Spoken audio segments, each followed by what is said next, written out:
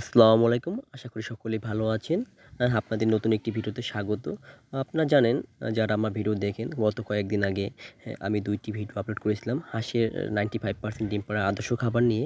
যেই খাবারে আমি সবকিছু উপকরণ নিয়ে কথা বলেছিলাম।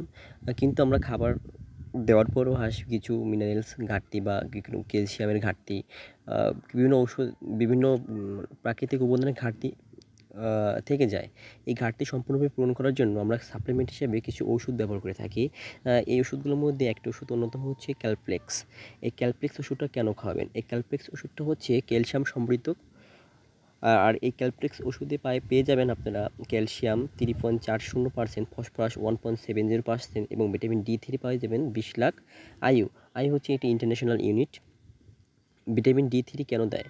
ভিটামিন ডি3 কাজ হচ্ছে ক্যালসিয়ামকে ভালোভাবে অ্যাবজর্ব করতে ভিটামিন ডি3 গুরুত্বপূর্ণ ভূমিকা পালন করে থাকে। তার জন্য হচ্ছে ক্যালসিয়ামের সাথে ভিটামিন ডি3 খাওয়ানো হয়ে থাকে বা ওষুধের ক্ষেত্রে ক্যালসিয়ামের সাথে ভিটামিন ডি3 যুক্ত থাকে।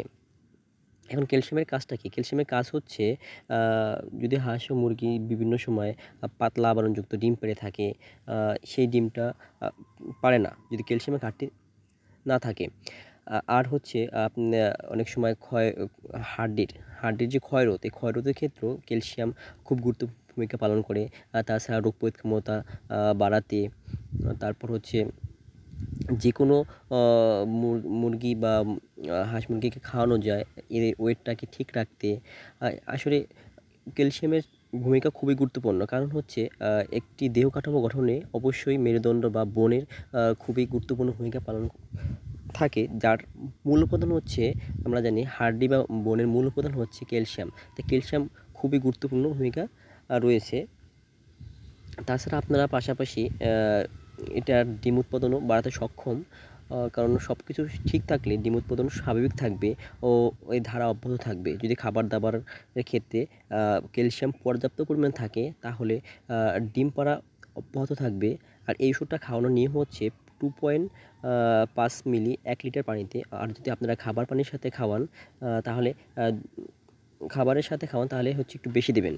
এখন আরেকটা ওষুধ হচ্ছে ইসেল। ইসেলও এই একই কোম্পানি, স্কয়ার কোম্পানির ওষুধ। এই ইসেলের সাথে পেয়ে যাবেন ভিটামিন ই, আর হচ্ছে সেলেনিয়াম। ভিটামিন ই হচ্ছে একটি অ্যান্টিঅক্সিডেন্ট, সেলেনিয়াম হচ্ছে অ্যান্টিঅক্সিডেন্ট। এই ওষুধ দুইটি খুবই মারাত্মকভাবে কাজ করে অ্যান্টিঅক্সিডেন্ট হিসেবে।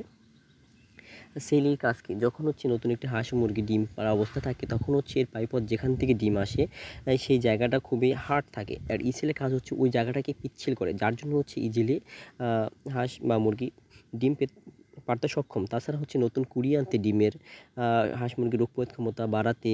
আর অনেক সময় অনেকেই ডিম থেকে বাচ্চা ফোটানোর চেষ্টা করেন, যার জন্য এই সেল খুবই গুরুত্বপূর্ণ ভূমিকা পালন করে থাকে। কারণ হচ্ছে এই সেল ডিমের যে প্রজনন ক্ষমতা এটা বাড়ায়। এগের সম্পন্ন বাচ্চা আপনারা পেয়ে যাবেন। আর এর উপাদানগুলো হচ্ছে প্রতি মিলি ইসেলে সলিউশন রয়েছে ভিটামিন ই 10 মিলিগ্রাম এবং সোডিয়াম সলোনাইট হচ্ছে 0.5 মিলিগ্রাম। আর এর কার্যকারিতা কি? অ্যান্টি হিসেবে কাজ করে, পানি অ্যানিসোসিয়েটেড ফ্যাটি হিসেবে কাজ করে। আর তারপর হচ্ছে এর নির্দেশন ডিম উৎপাদন ও বাচ্চা ফোটানোর হার বৃদ্ধিতে, দৈহিক ওজন বৃদ্ধিতে, শারীরিক বৃদ্ধি ও পালক বৃদ্ধিতে সহায়তা করে, তাপজনিত সকল উদ্রবতা রোধে করতে, গবাদি পশুর প্রজনন স্বাস্থ্য উন্নয়ন ও গর্ভধারণ হার বৃদ্ধিতে, দুধের উৎপাদন বিভিন্নভাবে কাজ করে থাকে সেলি। আপনারা এই সেলি কীভাবে খাবেন? এই সেলিটা খাওয়াবেন হচ্ছে প্রতি 1 লিটার পানিতে 1 মিলি। আর যদি একইভাবে আপনারা খাবার পানির সাথে খাওয়ান, তাহলে তাহলে 1 লিটার দেবেন। 1 লিটারে 1 মিলি দেবেন। আর যদি একটু খাবারের সাথে খাওয়ান তাহলে একটু বেশি দিবেন। ঠিক আছে? আর এই ওষুধটা খুবই গুরুত্বপূর্ণ।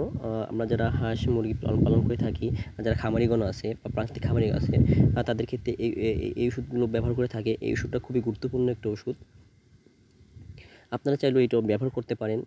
আশা করা যায় ভালো ফলাফল পাবেন। আমি যে খাবার তালিকা দিয়েছিলাম সেই খাবারের পাশাপাশি এই ওষুধটা খাওয়ালে অবশ্যই ভালো ফল পাবেন। দেখতে পাচ্ছেন পাশাপাশি আমি একটা ভিডিও দেখাচ্ছি।